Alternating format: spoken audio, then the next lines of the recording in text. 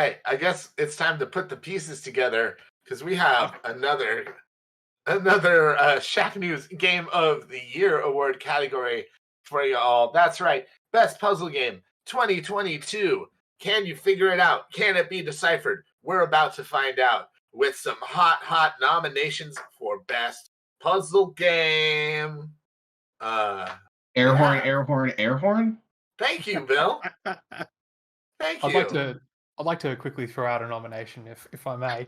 Sam, you Anyone may. who's read my evening reading or weekend discussion posts will know that I always put in a video of a couple gentlemen from the UK, from maybe England, solving some Sudoku puzzles. And this year they've got a bunch of games that you can get, but this year they came out with the Cracking the Cryptic collection of Sudoku puzzles on Steam. It's a free-to-play game. They're not just traditional Sudoku puzzles. They have different constraints that elevate it to a new level. So you got different rules whereby you got Kropki dots and whatnot, whereby the digits on either side of the dot have to be either like a ratio or sequential. You got thermometer lines where the numbers have to go increasing value, or numbers outside the grids. And so it's one of those neat puzzle games that if you're a fan of Sudoku, well worth checking out. Especially that channel. Love it. All right. Yeah. You do post those videos a lot, Sam. Quite a bit. Sir, are you a Sudoku fan yourself, I take it then?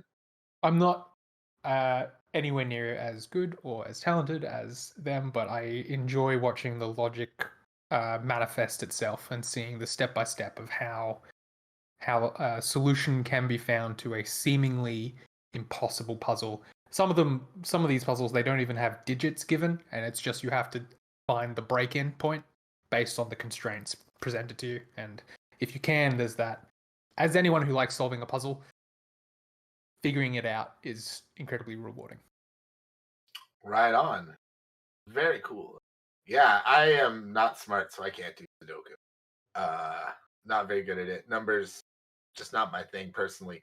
But hey, I think we have some other folks that want to throw out some nominations as well. So, does anybody like to throw their nomination into the ring next? Not all at once. Don't worry. All right.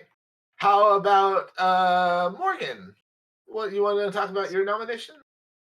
Yes, go. Yeah, so my nomination for best puzzle game, I hope I'm saying this correctly. Dorf Romantic? Dwarf That one. Romantic, yeah. Yes. Yeah. Um, I was really surprised by the game and how much I like it and still like it. It's a very relaxing puzzle game, which I appreciate. You're just basically placing these hexagon tiles Hexagonal. down, and you can like rotate them and move them around, but you're placing different like zones next to each other, so you're building up like forests or cities or river pathways, and you get points for doing that. So there's like a blend of the strategy of getting as many points as you can with the aesthetic of it, which I like, like there are times where you have to choose between, do you want like the points here, or do you want it to look a little nicer? And I like that. I like going back and forth with that. Yeah, it's on Switch and it's on PC. I think it would probably be really well suited to like mobile. So I'm hoping it comes there as well. But just a really addicting, relaxing puzzle game that, yeah, not like really super competitive elements, which I like as well. It's just you're beating yourself and, designing these like cool little cities each time you play. Yeah, Dwarf Romantic is incredibly zen. I especially like how they manage progress in that game, where in your world that you're creating using these little tiles, you'll see off in the distance, maybe 20 tiles away. So you're like, okay, I got to get 20 tiles over to this thing, and it'll be like, cool. If you've reached that location, you now have access to like a bridge or a different type of rail track, and that goes into your pile of tile cards. And so now your little villages have like a waterway going through it, and it's a nice way to continue drawing you on and make those decisions like Morgan said of, do you want to go aesthetics or do you want to chase that next piece and add it to your collection? Nice. Yeah, it almost sounds like just the part where you build the game table for Settlers of Catan. You know, you're just laying out the tiles before the game starts almost. Yeah, and I like chill stuff definitely appeals to a lot more than like puzzle games that are too intense or time based. Like, because I just start feeling the anxiety build up. In that case, this is almost like putting together a puzzle with no picture. Like you're building the puzzle picture as you go. Mm. Yeah, I think that's cool. I really, yeah, Dwarf Romantic, a good nomination. We There was got several there's one that's nominations. pretty few people nominated this, but quite a few of them are not here. I think if either Denny or Donovan could speak about Escape Academy. That would be Mm. fantastic. Yeah, Escape Academy is like it's like the puzzle game by definition. It's like a series of escape rooms you can do with people online. They get very intricate and in depth. They have different themes and whatnot. You're looking around, uncovering clues. There's a lot of yelling, going back and forth. A lot like Escape Simulator, which released last year, that was also pretty dope. It is a puzzle lovers puzzle adventure. So. Nice. It's basically like you're in a virtual escape room with a friend, right? Yeah. Mhm. Yeah. They Which have a bunch of different ones, and they're all themed around different like environments and mechanics and stuff like that. Yeah, I was gonna so say I'm not usually a puzzle game person, but the idea of having the opportunity to do it with friends is definitely made it more accessible to me. That and like you said, there's themes, other things involved there. Makes it interesting. I watched a couple people play on stream, and it's also can be interesting to see how they come up with stuff. here's what I'm curious about, like the replay factor. Because, you know, if you do an escape room, you like in real life. You know the Now, answer to the escape yeah, room. yeah, exactly. So when you're done with a room in Escape Academy, can you go back to it? Does it change? Or is it still going to be the same experience each time you do it? I don't know. I just know there are a lot of levels that they have in there. I think they've added a bunch post-launch, so it seems to be something Yeah, I on was the gonna mind say of the like the developers. quantity factor is more of a there's more out there to go to.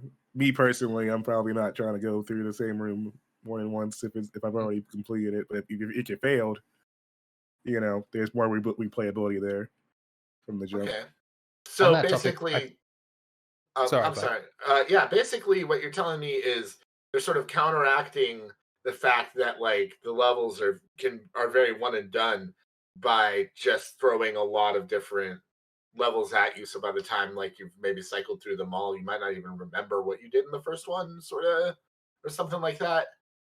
If you I even get mean, to that point. I mean that plus you know people aren't playing it every day and stuff like that either. So it's like you know between that mixture and then amount of it variety. Yeah, I mean, plus you might be playing with different groups of friends. I think we So can also there's- acknowledge Portal being one of the best puzzle games, and once you solve a puzzle in Portal, that's one and done.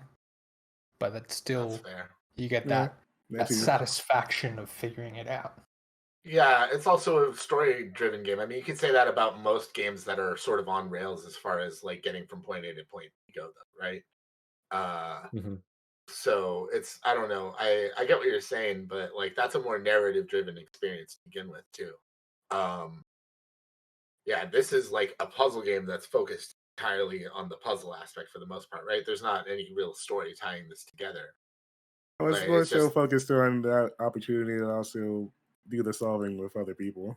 So that's a bigger factor, I feel like, for me, because when you look at it, I wouldn't normally touch a puzzle game in general. But when I have that concept of playing with others, it brings me into something I wouldn't have played otherwise. right on. And let's see. We got one more nomination here from the one and only TJ Denzer. TJ, Yeah. I like your pick a lot. Man, But is I it love card games. I love card games and card tricks, and I was a huge poker fan for a long time. Like I still play poker from now and again. Card Shark spoke to me from the very inception. And then, like, when I got to play it, they're using real card tricks and schemes and cheats in that game throughout the whole game. And to make and to understand, like, the game is essentially a memory game, a patterns game, a rhythm game. You use various puzzle thematics from other games to either move a card into the deck where you need it to be. You have to do number memory to remember where you're sorting the card into and where it will fall when you start to deal them. Obviously, you need to. It teaches you this stuff too. Like, you're not left sitting in the deep end without any instruction on how to do it. It guides you pretty well in how to understand what the cheat is and how you accomplish it. And I just also thought that it's one of those puzzle game. It's one of those rare puzzle games where there's a compelling narrative to go along with all the puzzles that are happening. I love that they did this sort of like French aristocracy versus the common man type thing in in the game as you continue to cheat wealthier and wealthier nobles. And there's a cool balance in it too, because like obviously you want to be accurate with the cheats that you're doing in Card Sharks puzzles, but if you take too long to do the cheat, then you raise suspicion from from the opponents that you're playing against, and if you raise too much suspicion, it's a game over. And so there's like an element of you need to be careful, but you also need to be as quick as you can be. And I think that tension, the variety of puzzles, the narrative context, just made it an altogether top to bottom fun puzzle game for me this year. All right. Yeah, Card Shark's a good one. I like the style of that game a lot. It reminds me almost of well, the art style doesn't, but just sort of the narrative, almost of like Barry Lyndon, like the Kubrick film. Mm-hmm. Yeah, yeah, and a great, a unique concept as well. Yeah. Very unique concept. Like, I can't really think of a game that's just all about mini games where you cheat at cards. You know, so there you go. A wonderful cavalcade of nominations here, but there can be only one. And if we don't have any other nominations, I think we should get right down to it. What do you all say? Yep. All right. Greg, I don't know if Greg is there. Can you hear me, Greg? All right, we'll come back for Greg, maybe. In the meantime, ooh, Denny, where would you like your vote to go, buddy? Yeah, I'm sticking with Escape Academy. All right. Donovan? Yeah, Escape Academy. TJ? Shark. I love that. Did you ever watch that game show back in the... Oh, that was Card Sharks. That's probably why this is singular. Morgan? Dwarf Romantic. Dwarf Romantic. Okay, there you go. Bill Lavoie? I had no horse in this race coming into this, and Escape Academy was the most compelling argument for me. That's, yeah, like I'm probably going to try to pick that up. Yeah. Let's see. Sam? I love all these games. Love all these puzzle games. But the sheer fact that I can play Escape Academy co-op with my wife, I'm gonna put my vote there. Oh, that's beautiful.